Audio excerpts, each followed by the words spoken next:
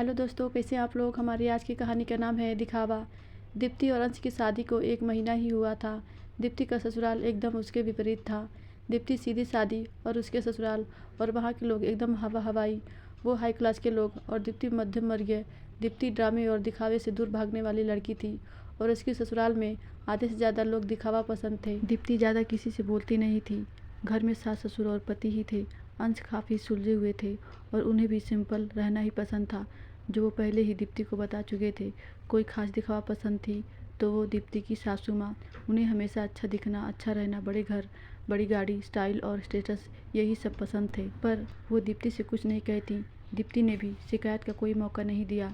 जब कोई आने वाला होता तो दीप्ति सासू माँ के हिसाब से तैयार हो जाती थी। दीप्ति की सासू माँ बहुत से क्लब और समाज सेवी संस्थाओं से जुड़ी हुई थी, तो किसी न किसी का आना जाना लगा रहता था। वो सबसे दीप्ति को मिलवाना चाहती थी, क्योंकि दीप्ति बहुत पढ़ी लिखी थी, घर बाजार का सारा काम कर लेती थी, अंग्रेजी भी जानती थी। ये सब बातें सासू माँ को बड़ी पसंद थी। सासू माँ निशा जी की बहुत सारी किटी पार्टी भी होती रहती थी। वो घर में सबसे ज़्यादा व्यस्त रहती थी। इस माह उनकी किटी खुली थी। हमेशा तो वो होटल में ही पार्टी करती थी। इस बार अपनी बहू से सबको मिलवाना था, उसके हाथ का बना कुछ खिलाना था, सबसे तारीफ़ें सुननी थी, तो इस बार पार्टी घर पर ही रखी गई। दीप्ति आज से पहले कभी किसी पार्टी में नहीं गई थी, ना कभी तंबोला खोला था, ना उसे और कुछ पता था। बस वो इतना जानती थी कि सब आते हैं, कुछ खेल खेलते हैं, उन्हें कुछ खिलाना होता है और लास्ट में किसी की किटी खुलती है। पर क्योंकि सारी जिम्मेदारी सासू माँ ने उसे सौंप दी थी, तो उसने गूगल का सहारा लेकर कुछ नए खेल निशा जी को सुझाए। फिर वे घर का हुलिया अपने हिसाब से बदलवाया। निशा जी के साथ मिलकर मेन्यू बनाया। पुराना रखा हुआ तंबोला देखकर नया तंबोला बनाया। सब निश्चित हो गया था। शनिवार को थी सासू माँ की किटी। सब आए, माँ ने सबसे मिलवाया। दीप्ति ने आते ही सबको चाय के साथ कॉर्न कटोरी चाट खिलाई। सबको मज़ा आ गया। फिर खेल खिलवाए। फिर नाश्ते में रंग बिरंगी इडली, सांभर और चटनी के साथ गर्मा गर्म गाजर का हलवा आइसक्रीम के साथ। सबको दीप्ति के हाथ का स्वाद बहुत पसंद आया। अब बारी थी तंबोला की। सबने दीप्ति को खिलाने को कहा तो उसने कह दिया, मुझे नहीं आता, मुझे एक बार बता दीजिए, मैं खिला दूंगी। सब निशा जी का मुंह देखने लगे। निशा जी ने उठकर उसे बता दिया क्या करना है। फिर जब सबने तंबोला के कागज़ उठाए तो देखा उसके ऊपर सब कविताओं में लिखा है। सबने बहुत तारीफ़ की तो दीप्ति ने बताया उसे बचपन से कविता कहानियों का बहुत शौक़ है। वो अपने स्कूल में सबकी कहानी की किताबें पढ़ डालती थी। तो इस पर एक दीदी ने कहा, एक ही तो किताब रहती है हिंदी की, उसमें कहाँ ज़्यादा पढ़ने को मिलता है। तो दीप्ति ने कहा, मैं हिंदी माध्यम पढ़ी हूँ, मेरी तो सारी ही किताबें हिंदी में ही होती थी और मुझे हिंदी साहित्य में शुरू से ही बहुत रुचि थी, तो मैं पढ़ती रहती हूँ। दीप्ति ने ध्यान दिया। उसके इतना बोलते ही सब उसे आश्चर्य से देखने लगे, यहाँ तक कि निशा जी भी। दीप्ति को अच्छा नहीं लगा। उसने फिर कहा, हाँ, मैं हिंदी माध्यम से सरकारी स्कूल में पढ़ी लिखी हूँ और मेरा कॉलेज भी हिंदी माध्यम में ही हुआ है, इसमें क्या कुछ गलत है। तो निशा जी अपनी झिझक छुपाती हुई बोली, नहीं, कुछ गलत नहीं है, तुम खेल खिलाओ। दीप्ति को अजीब सा लगा, पर उसने माँ का कहना माना और खेल खिलाया। फिर किट्टी खुली और सब अपने अपने घर चले गए। जाते समय सबका व्यवहार बदला हुआ था। दीप्ति को शाम को माँ ने कुछ नहीं कहा, ये भी नहीं कि नाश्ता अच्छा बना था या सब अच्छा हुआ। दीप्ति अपने कमरे में बैठी थी, तभी उसे नीचे अंश और निशा जी की कुछ बातें सुनाई दी। उसने ध्यान दिया। निशा जी अंश से कह रही थी, बेटा, दीप्ति हिंदी माध्यम में पढ़ी है, ये बात उसने हमें पहले क्यों नहीं बताई। पूरे खानदान में वो इकलौती ही होगी जो हिंदी माध्यम वाली है, बाकी की सारी बहुएं कॉन्वेंट और इंग्लिश मीडियम वाली हैं। अब मैं सबसे क्या कहूँगी।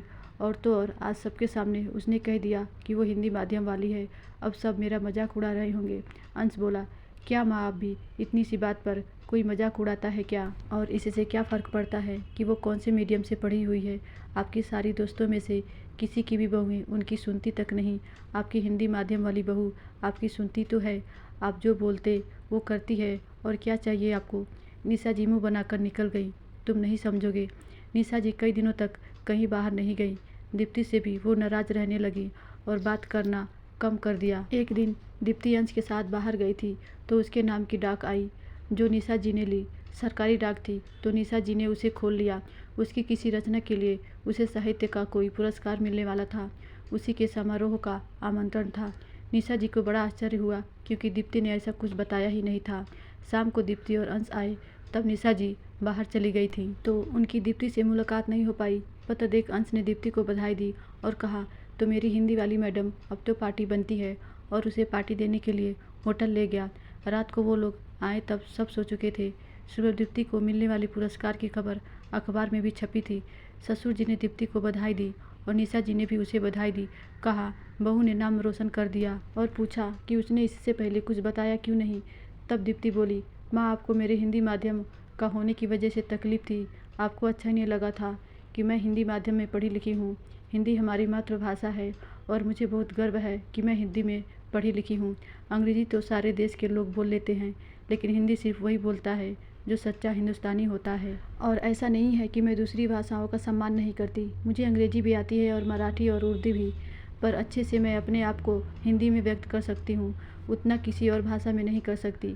मुझे माफ़ कीजिएगा, मैंने आपको ये पहले नहीं बताया। अगर मुझे पता होता आपको हिंदी माध्यम से तकलीफ़ है तो मैं कभी आपके बेटे से शादी नहीं करती।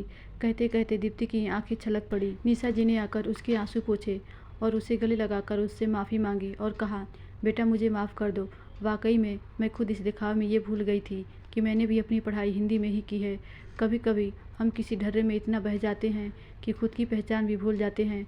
पश्चात संस्कृति की होड़ में हम अपनी भारतीयता को भूलते जा रहे हैं। पर मुझे गर्व है तुम पर, जिसने अपनी पहचान को बरकरार रखा और हम जैसे को आईना भी दिखाया। कल मेरी तरफ से बहू की इस सफलता पर जलसा होगा। मुझे सबको बताना है कि मेरी बहू हिंदी माध्यम वाली है। धन्यवाद दोस्तों, आशा करती हूँ ये कहानी आपको ज़रूर अच्छी लगी होगी।